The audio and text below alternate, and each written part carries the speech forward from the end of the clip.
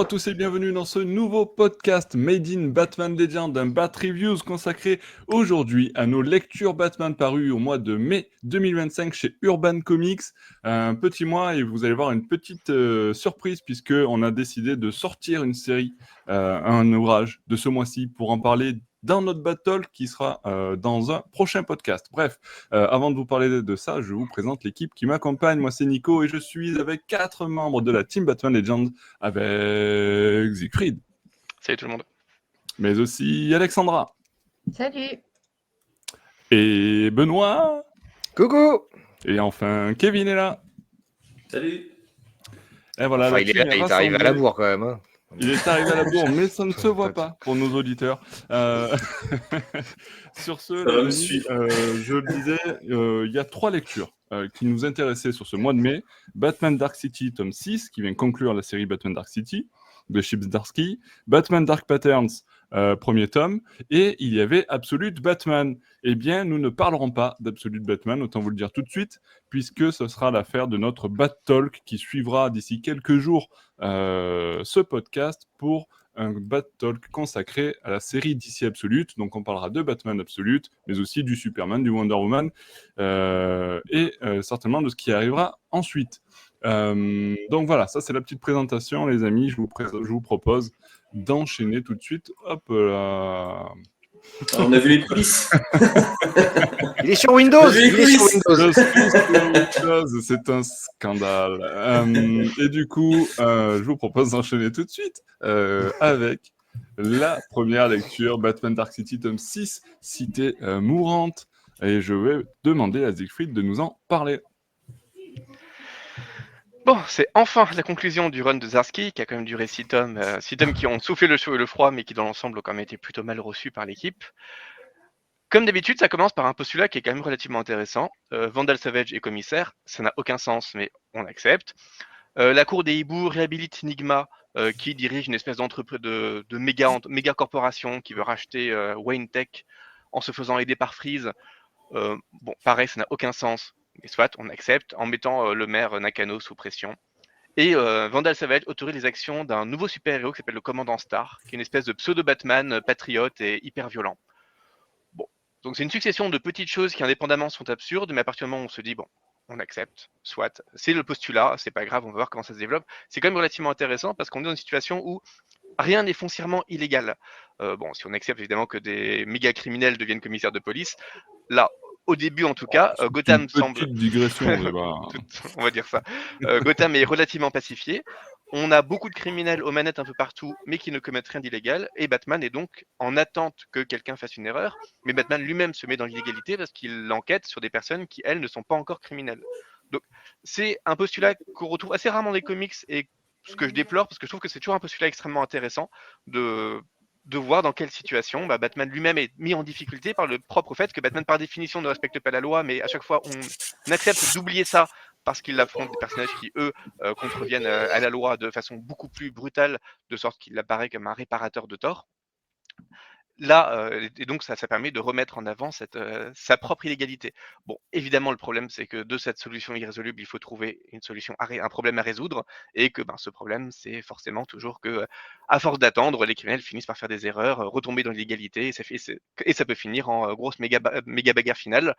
Et avec un postulat aussi prometteur, avec autant de personnages, forcément, ça aboutit à une fin qui paraît extrêmement expédiée, qui n'a plus rien à voir avec la relative subtilité des débuts, et à force de gros coups de poing dans tous les sens, à retourner à un statu quo qui est forcément d'autant plus décevant que la promesse de base était quand même plutôt intéressante. Et pour une conclusion à tout le run de Zdarsky, il y a beaucoup de choses de ce run qui sont complètement oubliées, aussi parce qu'elles ont été placées ailleurs, Failsafe par exemple, mais la plupart des inventions de Zdarsky sont complètement mises de côté, on ne parle pas une seule fois du Joker, tout ça pour résoudre les problèmes spécifiques à ce tome-là, dans un déluge d'action finale qui est juste complètement délirant, où les coups de poing deviennent des avions qui se crachent, parce que il faut faire toujours plus loin, mais ce toujours plus loin n'est pas du tout toujours mieux, d'autant qu'à force de personnages et de sous-intrigues, ça se conclut aussi avec des sauts entre littéralement 5 ou 6 scènes différentes, où on voit Batman pendant 3 cases, puis on voit X pendant 3 cases, puis on voit Y pendant 3 cases. Et évidemment, ça atténue toute l'intensité, toute la dramatisation de chaque scène. Et alors qu'on voudrait juste voir Batman pendant 10 planches résoudre tous les problèmes, à force de sauter d'une scène à une scène, pas toujours aussi intéressantes les unes que les autres, mais surtout en nous sortant du lieu, en nous sortant du temps, en nous sortant de l'action, on a une impression à la fois d'une volonté de grossissement spectaculaire et d'atténuation par une composition qui ne parvient juste pas à suivre le fil. Donc c'est juste pas bon, hein, c'est pas seulement décevant, c'est vraiment balancé, expédié d'une façon qui ne rend pas du tout honneur à ce qui a été un run de Batman extrêmement long et d'une longueur assez indigne. C'est presque à se demander si Zdarsky n'avait pas été mis là à la base, en transition en attendant quelqu'un d'un peu plus intéressant, d'un peu plus talentueux et puis, à force ça a été prolongé. Du coup à chaque Tom a dû réinventer un nouvel arc, encore plus ridicule ou faussement spectaculaire ou décevant que le précédent, mais tout ça pour prolonger en attendant toujours plus loin de parvenir à faire signer quelqu'un de mieux ensuite. Parce que, vraiment ce tome est exactement à l'image des précédents. C'est-à-dire qu'il y a 2-3 bonnes idées. Globalement, c'est très bien dessiné, d'abord par Jiménez, ensuite par, Giandomenico et ensuite un peu par, Fornes aidé par Tony S. Daniel. Donc c'est vraiment une espèce d'all-star de dessinateurs, mais à chaque fois avec des scénarios qui vraiment commencent par tenir la route et sont ensuite des sorties de route vraiment spectaculaires. Tout ça pour aboutir à quelque chose d'extrêmement propre. Il y a juste 1-2 idées qui sont restées du run de Zdarsky, qui à mon avis vont être très vite évacuées par le prochain scénariste, donc Tom Taylor qui va arriver sur la série ensuite, et on a hâte de voir comment enfin un nouveau scénariste va pouvoir essayer de remettre Batman dans le droit chemin, parce que là vraiment on a dévié pendant drôlement longtemps à la fois dans Detective Comics et dans Batman, et il serait temps de retrouver quelque chose d'intéressant et de pas juste espérer à chaque fois que des Black Label ou des continuités rattrapent un peu ce qui dans la continuité déçoit depuis si longtemps. Ouais, d'ailleurs, tu parlais de la suite avec Tom Taylor. Il me semble que Tom Taylor, c'est Detective Comics, donc c'est pas la suite Ah oui, directe de cette série, mais bon, La suite, effectivement, ça c'est prend... Silence 2. Ouais, c'est ça, C'est dans la série principale, ouais. c'est ça, c'est ça. Bon, après, effectivement, ils sont forcément impactés dans Non mais Detective effectivement Comics aussi, puis ça reste la continuité, ouais. c'est intéressant en tout cas que les 2 séries perdent leur scénariste en même temps. C'est bon, un gros risque, mais on verra. Bon, c'est pas pour te déplaire si on Ah non, considère mais de toute Batman façon, Nocturne et Batman Dark City sur tes avis, donc... il était temps de faire table rase de tout ça, parce que toi-même, tu avais dit d'ailleurs que tu avais un peu laissé tomber la continuité, et j'ai entendu beaucoup de gens dire qu'ils avaient laissé tomber la continuité de Batman en général, donc Alpha Batman et les Detective Comics, parce que à force, c'était à la fois interminable, enfin on arrive vraiment à Ouais. beaucoup trop de tomes, et à chaque fois qui soufflent un peu le chaud et le froid, mais qui dans l'ensemble ne sont pas du tout dignes de ce qu'on peut attendre de la part de DC sur leur personnage phare. Ouais. Alex, toi, c'est aussi ton avis sur ce dernier tome de Batman Dark City? T'as été plutôt déçu aussi? Ah, micro. Je l'ai pas lu. Je l'ai pas lu. Ah ok, ah oui, ok. J'ai arrêté au tome 2. Moi, j'ai arrêté. Ah oui, tome 2, ça fait... Oui, t'es vraiment arrêté direct, quoi. Ah, mais le parce tome que- 2, on peut comprendre que tu t'es arrêté au tome 2 parce qu'il est tellement nul. Alors.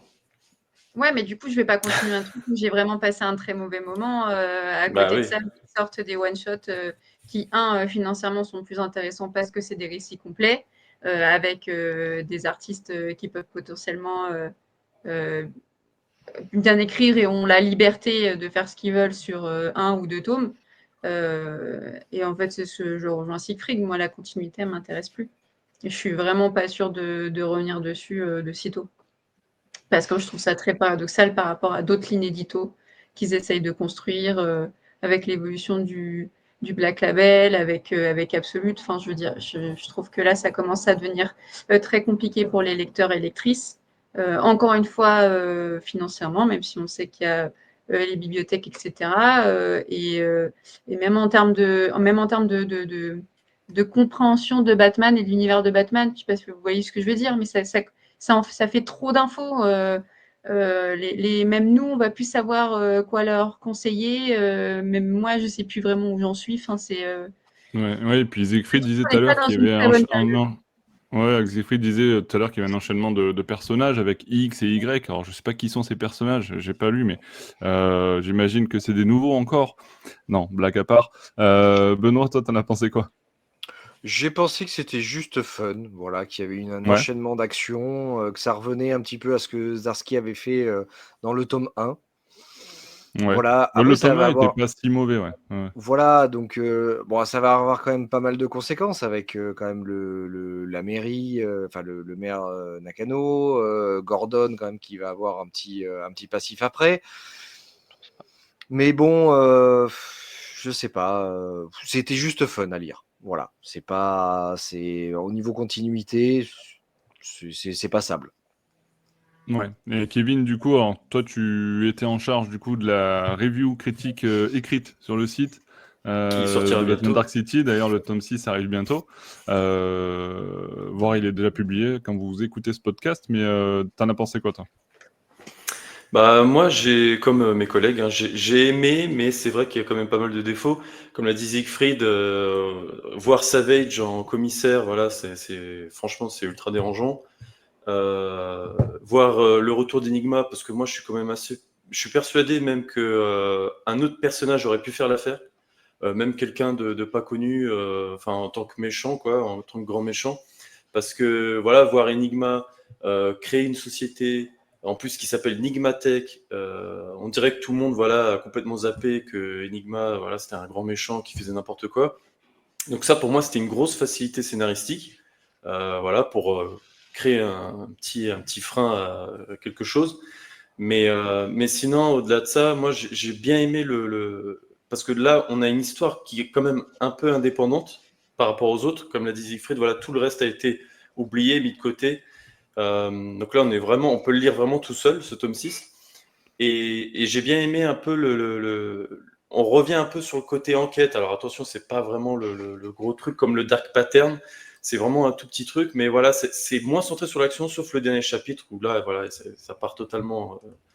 Batman, il utilise l'avion, voilà, pour s'écraser et frapper d'un gros coup de poing le commandant Starr. Voilà, enfin voilà, c'est comme l'histoire du tome 1 où Batman il met son slip sur la tête et voilà,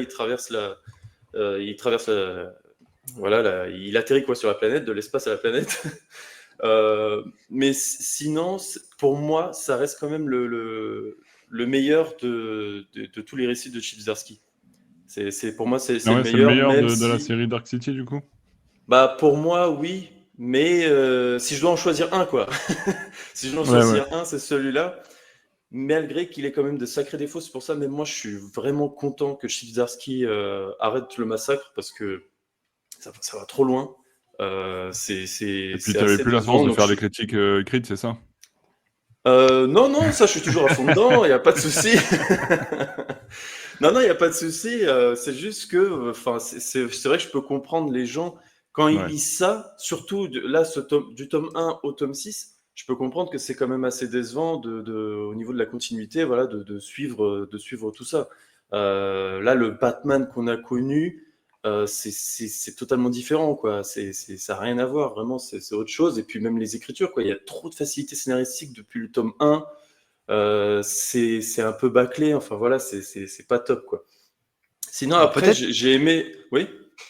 non, je me disais, j'étais en train de penser, ça me fait penser que enfin, quand tu en parlais, le truc de Nigma, il n'y a pas un épisode de Batman Taz où c'est exactement la même chose avec le Sphinx, justement, qui a une boîte, je crois que c'est une boîte de jouets, et qui, pareil, fait son truc dans son coin. Je crois que c'est un épisode. Donc finalement, on a déjà vu ça.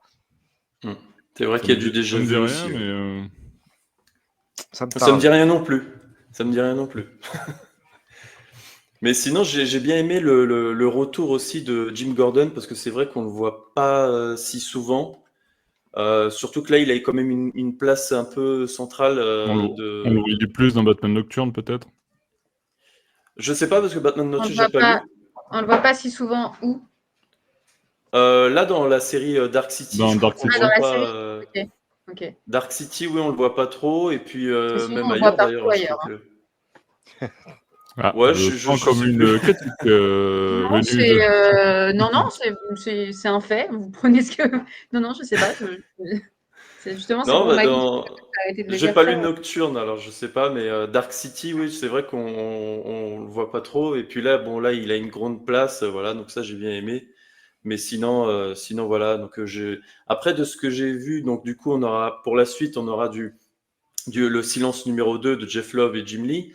Mais après ça, on aura toujours au dessin Jorge Jiménez, où là, ils vont rebooter en quelque sorte un peu le Batman. Batman aura un nouveau costume, il y aura un nouvel écrivain dessus. Bon, après, apparemment, ce sera plus centré enquête, moins action, des petites histoires par-ci par-là, voilà, moins de grands méchants.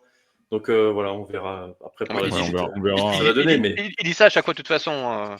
De il toute dit ça à chaque fois, mais chaque nouveau scénariste fait son nouveau costume. Chaque fois, on a une succession de petites histoires parce que personne n'assume de faire un long run, mais ça veut se dire qu'ils vont, encore une fois, perdre du temps en attendant de pouvoir recruter de nouveau un grand scénariste pour un grand run, parce qu'à chaque fois qu'ils le font, pour l'instant, ils l'ont regretté dernièrement avec Tom King, et du coup, à chaque fois, ils confient juste des petits runs à des petites personnes en attendant. Mais ça fait de nouveau à chaque fois des successions de petits runs sans grande incidence, avec un statu quo qui arrive beaucoup trop vite, mais que chaque scénariste qui arrive sur un petit run veut quand même marquer le coup. Donc même si on lui confie juste 10 fascicules, il veut absolument que Gotham explose et que tous les super vilains tuent tout le monde, mais que finalement il ne se soit rien passé au bout de 10 fascicules. C'est justement ce qui ne marche pas en fait dans la stratégie d'Urban, et qui à mon avis va poursuivre cet épuisement. Et En c'est le problème attendant de la continuité, justement. Ouais. C'est Ah ça oui, le bien problème, sûr. c'est que ça continue trop longtemps. D'Urban, C'est trop stratégie long, de DC ouais. plutôt, mais ouais. Oui, de DC, oui. C'est Ouais. ça. Mais bon, on verra bien, de toute façon. Ok, donc effectivement. Alors, si on profite vite fait pour faire un bilan de la série, c'était pour vous, c'était pas une aventure concluante, quoi, Dark City. Non, bien sûr que non. Non. Non. Pour moi, non. Ok. Vous savez, les amis, maintenant, on essaie de donner une note à ce tome 6 de Batman Dark City. Donc, une note sur 5. Siegfried, tu mettrais combien? 2,5. 2,5, Sur 5. la moitié. La moyenne. Ouais, 2,5, ouais, c'est bien. Ouais, 2,5, moi aussi, ouais. Ok, bon, bah, le calcul est facile, les Allez. amis. 2,5 sur 5 pour ce récit. Voilà, vous savez à peu près où se situe ce dernier tome de Batman Dark City. Et puis, il était visiblement temps de passer à autre chose. Eh bien, en parlant de passer à autre chose, je vous propose de passer à la prochaine lecture avec ce Batman Dark Patterns. Du coup, je vais passer la parole à Kevin. Kevin, peux-tu nous parler de ce Batman Dark Pattern? Tu parlais d'enquête tout à l'heure, eh bien en voilà une.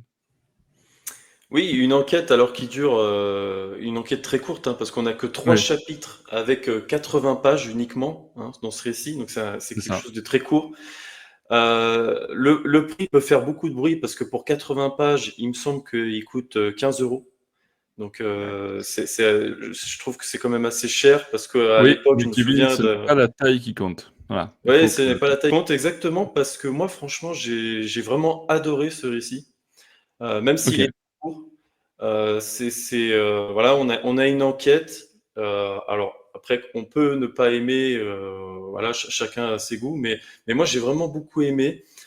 Surtout l'ambiance, le dessinateur, franchement, Aidan Sherman, qui est actuellement sur la série Absolute Wonder Woman, je trouve qu'il fait un travail magnifique. Ça, surtout au niveau du découpage aussi des cases. Et même des dessins, c'est magnifique. On a vraiment un Gotham très sombre. Même dans les dialogues, voilà, tout est dit. Batman explique, même pendant qu'il est dans son enquête, il raconte un peu ce qui se passe dans Gotham. Ça, j'ai bien aimé ce côté-là où il dit, par exemple, voilà, des chiens sauvages ont été relâchés à tel endroit. Des enfants ont été abandonnés à tel endroit, il y a des incendies par-ci, des incendies par-là. Je trouve qu'on ressent vraiment le côté où Gotham est vraiment très sombre, il se passe plein de choses tous les jours et où les habitants ne sont pas vraiment en sécurité. Et donc Batman essaye de faire ce qu'il peut, sauf qu'il y a des choses qu'il ne peut pas vraiment sauver parce que justement il y a ce genre de choses qui arrivent, des incendies par-ci, par-là, et plein d'autres trucs aussi qui arrivent. Donc j'ai bien aimé, même au niveau de la représentation de Gotham, au niveau des dessins, ça je l'ai déjà dit, j'ai trouvé que c'était vraiment pas mal, c'était plutôt bien fait. Après, au niveau de l'histoire, voilà, je vais pas en dire trop parce que voilà, comme c'est sur 80 pages, ça va très vite. Oui, et puis si les personnes dépensent 16 €, autant leur laisser un peu de suspense. C'est ça, c'est pour ça. Mais je peux dire que l'enquête est assez intéressante.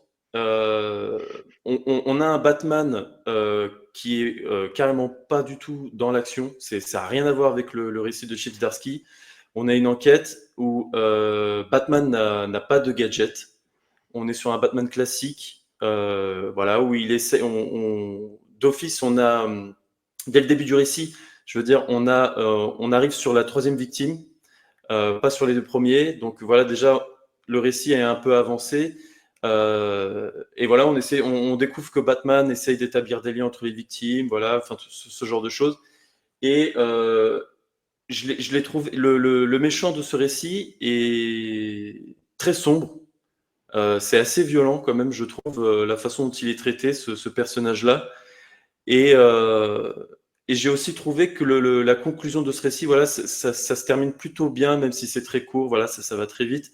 Mais pour moi, ça se finit plutôt bien. Et l'avantage aussi, c'est qu'on n'a vraiment pas du tout besoin de lire autre chose avant, ni même Oui. de lire autre chose après, parce qu'il y aura un tome 2. Mais le tome 2, ce sera une autre affaire, autre chose, une autre histoire. Et je trouve que ce Batman Dark Pattern peut servir aussi de porte d'entrée aux gens qui veulent découvrir Batman, justement, les comics. Voilà, c'est un petit récit qui permet aussi de découvrir un peu. Et surtout le côté Batman enquête, voilà, qui est dans le style un peu ancien, des anciens récits qu'on a pu connaître quand Batman faisait ses enquêtes. Donc voilà, pour moi, c'est très réussi, j'ai vraiment adoré. Ouais, Siegfried ou Alex, du coup, vous en avez pensé quoi de ce Batman Dark Patterns? Aussi positif que Kevin ou pas? Bah, Alex, à toi l'honneur. Sur le moment, quand je l'ai lu, j'ai bien aimé et je me suis rendu compte que quelques semaines après, je l'ai oublié. Donc, c'est pas très bon signe. Euh, Parce que, en effet, c'est une histoire très courte qui est assez sympa, qui a une ambiance polar. Comme tu l'as dit, il y a une enquête avec un méchant très sombre qui est l'homme blessé, justement, qui a des et blessures psychologiques et blessures physiques. Malheureusement, je me suis rendu compte qu'il n'y a pas que du coup, ça reste une enquête où il n'y a pas de renvoi à la psyché de Batman. Et donc, ça reste pas mal en surface, surtout par rapport à ce que peut écrire donc le scénariste Dan Waters, qui est sur le titre assez excellent, One Hand on the Six Finger, qui est vraiment bien là, qui se conclut. Alors, qui est aussi court, donc je pense qu'il est peut-être plus à l'aise sur ça. Mais pour le coup, sur cet autre polar, où pareil, donc où il y a un tueur et un flic qui est censé partir à la retraite qui va du coup entamer une recherche assez précise, bah là, il y a beaucoup plus de fond, tu vois, on en apprend plus sur le flic, etc. Et là, je trouve que tu le disais, que tu conseillerais ça à une personne qui ne connaît pas Batman. Moi, je ne sais pas trop parce que du coup, tu en apprends très peu sur Batman, à part qu'il aime bien les enquêtes. Et ça, tu vois, pour le coup, on a eu d'autres récits assez cool où il enquête et où c'est un peu plus long et où je ne mettrais pas 16 € à des personnes qui ont déjà financièrement sont déjà pas à l'aise, quoi. Donc, et en même temps, on aurait râlé s'ils nous auraient rajouté des histoires en plus ou des extraits ou des pages. Je pense que le format il est peut-être pas bon et qu'ils auraient dû aller sur l'autre format, donc format souple, qui propose sur l'autre récit de Dan Waters. Mais bon, ça après en édito. Je suis pas là, mais après, sur le moment, j'ai passé voilà, une bonne lecture, c'était intéressant. Malheureusement, c'est pas mémorable et comme je disais au début, ça fait un petit moment que c'est pas mémorable et ça commence à être assez chiant sur Batman. Voilà, c'est pour ça que je pense qu'il y a énormément d'espoir sur DC Absolute et on en parlera dans un autre podcast, mais je vois pas pourquoi on prend la peine de faire autant de récits et de mettre autant de sous pour rester en surface. Voilà, globalement, c'est ça. Ça reste trop en surface pour moi. Ouais, Siegfried, tu veux rajouter quelque chose? Bah, je suis assez d'accord avec Alexandra. Effectivement, c'est plutôt plaisant comme lecture. Ça a pas grande ambition. Ça se lit relativement vite. Je pense que personne ne pourrait dire que c'est pas sympa. Ça a une obscurité qu'on apprécie chez Batman. On a un peu petit côté enquête qui est pas non plus très poussé. Enfin, c'est quand même, oui, il interroge quelqu'un lui donne une réponse, il interroge la personne suivante qui donne une réponse. C'est pas non plus le grand retour de Batman Détective. Faut pas exagérer non plus. C'est c'est vendu à la couverture comme un polar conceptuel. Faut pas pousser non plus. Effectivement, une semaine après l'avoir lu, c'est complètement oublié. Il n'y a que le design du méchant principal qui peut être un peu mémorable, qui est complètement irréaliste, mais c'est justement aussi parce qu'il est irréaliste que ça peut marquer. Ce qui tranche aussi un peu cette espèce de personnage un peu fantastique avec le reste du récit qui au contraire se veut vraiment très ancré dans le réel. On a carrément Batman qui se fait un peu assommer par des kidams à un moment donné parce qu'il ne veut pas résister par exemple. Donc voilà, il y a cette espèce de mélange entre attachement à la physicalité du réel et puis quelque chose qui viendrait un peu d'ailleurs, qui a une dimension presque fantastique, pourquoi pas? C'est un mélange qu'on peut assumer. Je sais pas trop où ça veut aller, mais pourquoi pas? Le seul problème, effectivement, comme l'a dit Alexandra, c'est qu'il y a une dimension marketing à tout ça qui est très étrange. Parce que une fois qu'on a lu ça, on se dit, bon, ben, ça aurait pu passer, à la rigueur, bah, faites-en un fascicule en continuité, par exemple. Mais même si ça avait été un fascicule en continuité, on se serait dit, bon, ben, c'est un filler qui est sympa, qui se lit bien, vivement la suite. Mais le publier indépendamment à 16 €, et surtout vous annoncez qu'il y aura 4 Dark Patterns. Donc il y aura 4 affaires indépendantes, toutes de 80 pages, toutes vendues 16 €. Donc vous aurez payé 64 € pour Ouais, mais t'inquiète pas, dans 320. quelques années, ils vont te mettre une intégrale.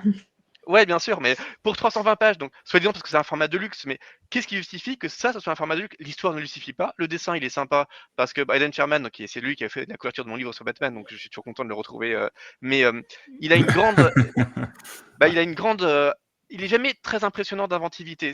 Lui, il aime bien avoir une grande liberté de composition, ce qui est assez agréable à l'œil parce que ça fait que chaque nouvelle planche réveille un peu le regard parce que chaque fois il y a de nouvelles astuces pour raconter un peu différemment. C'est jamais extraordinaire parce que jamais on se dit que la composition est intelligente, mais à chaque fois elle est juste assez originale pour, oui, pour réveiller un peu le regard. Et il y a cette colorisation et des couleurs vives pratiquement en aplat avec des contrastes très tranchés qui a parfois des côtés un peu clair-obscur, un peu vintage, un peu cartoon, enfin des choses qui sont assez intéressantes mais qui ne justifient pas non plus ni le format de luxe, ni d'être extirpé indépendamment de l'espèce de filler que ça aurait dû être pour être vendu à part. Et c'est même un peu contre-productif parce que, comme l'a dit aussi Alexandra, quand on sort la continuité en espérant trouver dans les volumes un peu à part, les Black Label, les DC de luxe, que sais-je, quelque chose de fort qui va enfin compenser la relative médiocrité de la continuité, et qu'on nous dit, voilà, regardez, ça c'est le nouveau de luxe, c'est vraiment le truc mis en avant au point qu'on vous le vend vraiment au prix super fort, et qu'en fait ce n'est que ça,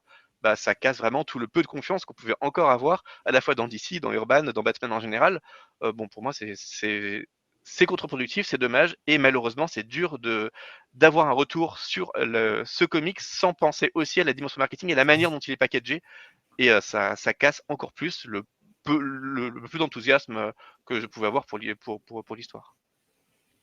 Ouais, oui, c'est vrai que je vous rejoins sur cette partie-là. Effectivement, c'est un peu cher enfin, c'est cher pour le contenu parce que c'est pas quelque chose de très marquant, et c'est très court. Après, je rejoins aussi un peu Kevin, bon, vous l'avez dit aussi, sur la lecture qui est quand même plutôt plaisante. Quand Kevin dit effectivement c'est une lecture que tu peux recommander à quelqu'un qui connaît pas Batman, je pense que c'est surtout dans le sens où il n'y a pas besoin de prérequis. C'est une histoire qui est Oui, c'est totalement juste ça. indépendante et que tout le monde peut lire en fait. Et c'est vrai que tu n'en apprends pas beaucoup sur le Batverse forcément, mais pour le coup c'est accessible à tout le monde. Donc ça fait le taf, mais c'est vrai que quand tu ramènes au côté pécunier de l'affaire, ça revient assez cher pour 80 pages, pour un récit qui n'est pas ultra marquant non plus.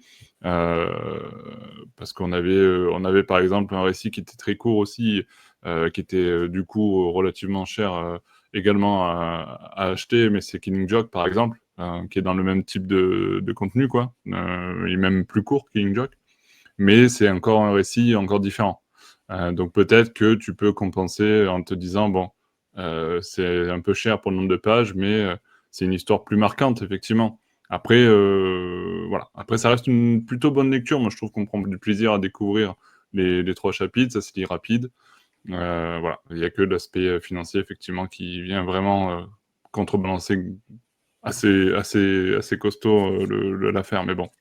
Mais après, c'est vrai que tous les comics ont monté leur prix. C'est vrai que si on achète les Absolute Power, qui étaient quand même presque à 30 € chacun, voilà, tout a augmenté. C'est vrai qu'avant, à l'époque des New 52, quand moi j'achetais un tome à l'époque, 15 €, c'était un tome 1 d'Aquaman de Jeff Jones, quoi. On avait plus de 184 pages, c'était 15 €. Maintenant, c'est presque, maintenant le même, il est à 17 ou 18 € 27 €. facilement. Ouais. Voilà. Donc maintenant, ouais, au niveau des prix, malheureusement, voilà, c'est comme ça. C'est sûr. Par contre, c'est typiquement le récit que je vous encourage à découvrir dans vos bibliothèques, s'il y est, parce que pour le coup, c'est cool de le lire comme ça. Donc voilà, si vous êtes dans une bibliothèque, vous pouvez le commander. Ouais. Ça peut être cool. Très bien. Est-ce que vous voulez rajouter quelque chose sur ce Batman Dark Patterns? On est tout bon? Alors, je vais vous demander vos notes, les amis. Kevin, une petite note pour ce Batman Dark Patterns. Moi, j'ai beaucoup aimé, donc je mettrais 5 sur 5. Allez, 5 sur 5. Kevin comment dire, n'a pas pris en compte l'aspect pécunier, je pense. Non, j'ai pas pris de... Voilà. Siegfried, 2,5. 2,5. Alexandra, Je vais mettre 3. 3. Et moi, je mets 3,5. Voilà. Donc, si je fais ça divisé par 4, les amis, ça nous fait une moyenne de 3,5 pour ce récit. 3,5 pour Batman Dark Patterns. Affaire 1, l'homme blessé. Et donc, rendez-vous dans quelques mois, je crois, pour la deuxième affaire de ce Batman Dark Patterns. Une question pour ceux qui se sont renseignés. Vous savez si c'est les mêmes auteurs sur tous les Dark Patterns ou Je crois que c'est les mêmes, ouais. change? Ouais. C'est les mêmes, ouais. C'est les mêmes. Ouais, c'est la même équipe. Ok. Eh bien, très bien, les amis. Sur ce, on va conclure. C'est l'un des plus rapides Bat Reviews qu'on ait fait parce qu'il n'y avait que 2 récits à évoquer, mais on vous donne rendez-vous dans le Bat Talk pour ceux qui veulent en savoir plus sur le Absolute Batman. Et on évoquera d'ailleurs un petit peu plus loin toute la série Absolute dans ce podcast. C'est pour ça qu'on a décidé de sortir ce Absolute Batman de nos Bat Reviews. Voilà, vous êtes prévenus et ce podcast suivra très bientôt celui-ci. Merci Alexandra, merci Siegfried, merci Benoît, merci Kevin pour votre présence dans ce podcast et merci à tous ceux qui nous ont écoutés jusqu'au bout. N'hésitez pas vous aussi à nous donner vos notes, vos avis sur Batman Dark Patterns et sur ce Batman Dark City tome 6 et on se retrouve très bientôt pour de nouvelles aventures de Batman. Ciao, ciao, ciao. À très Salut. vite.